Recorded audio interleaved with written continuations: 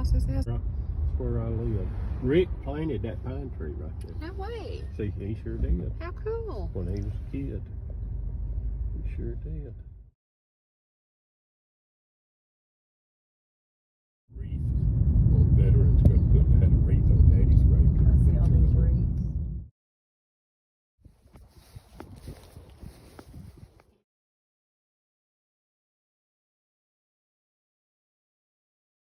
Shoot pool, play basketball, play games. Right here in this building? Right here, right there, yeah. Yeah. That's where you got to put your number down. That's where, yeah, Mr. Haney said, be sure you mark your number, be sure your number's marked. Looks like it's closed up. Maybe just for the Car came to a stop and I had no brakes, zero, zilch, out in that field behind it. And I didn't have, I came back up and I told the people at the bank, you know, what happened. They saw it. And so nobody ever came, the police never came, so I left. I walked back up there to Whip's filling station, and he got one of his guys to give me a ride home. And I got home and the phone was ringing.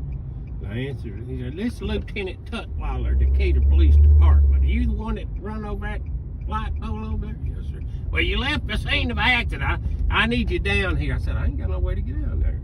He said, "Well, tomorrow morning, you be here at such and such time." So I went. What happened?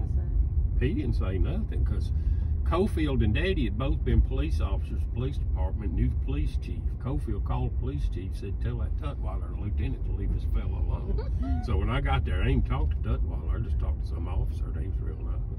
He was a janitor. So was your dad and so was Rick? Mm-hmm. His dad was just a supervisor. So was Kurt. Uncle Kurt worked there. Oh. He was a janitor right here. This Brick this building? brick building and the end of it down here. That lock right there with a comb. Didn't have to have a key to get in. If I just had a comb, I could get in easy. Because we only had one key.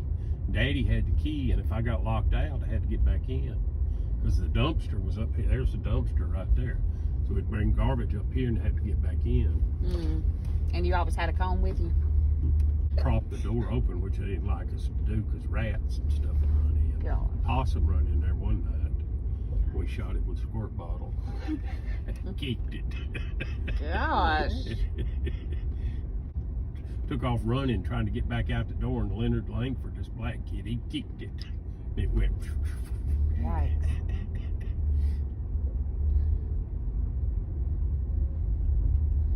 Yeah, them was a good old days. There's the city hall. I got run out of there one time. By what? Me and my friend was up there in that top floor where the balcony. We just went in there and we was messing around, fooling around where we shouldn't have been. They run us off. How old were you? Gosh. Like 13. This building right here.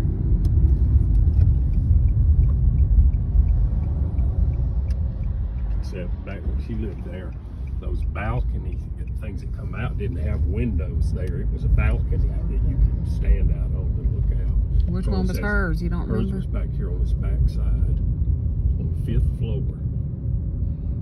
How did Rick get up there? From the inside. Oh.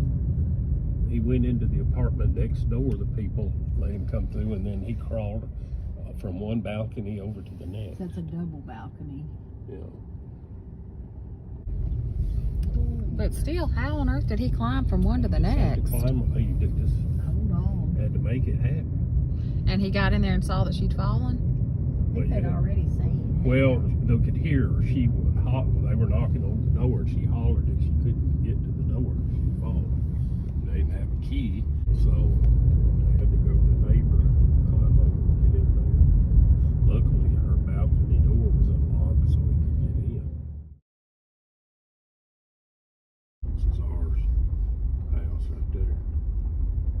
It looks the same. No, but that was our dining room right there where them 3 windows are. Mm. And this was our kitchen right here on the end. And that's where we parked, right there where they're parked. And that's a pecan tree there that I chopped with a hatchet and got whooped for.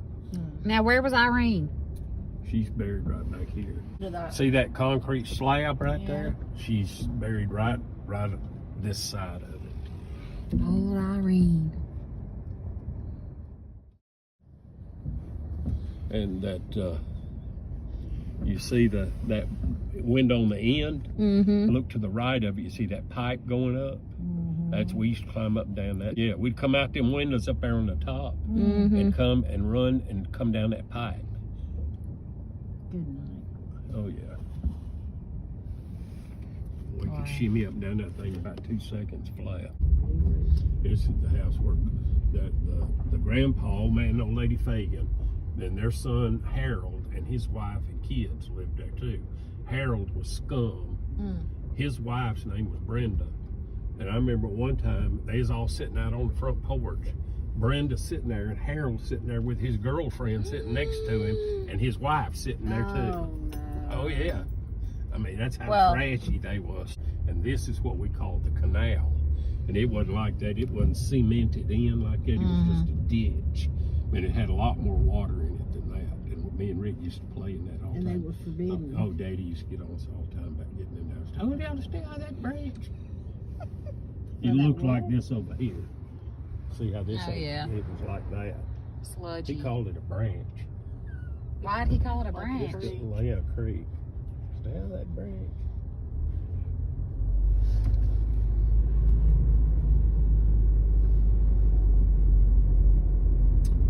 Yeah, it was a good old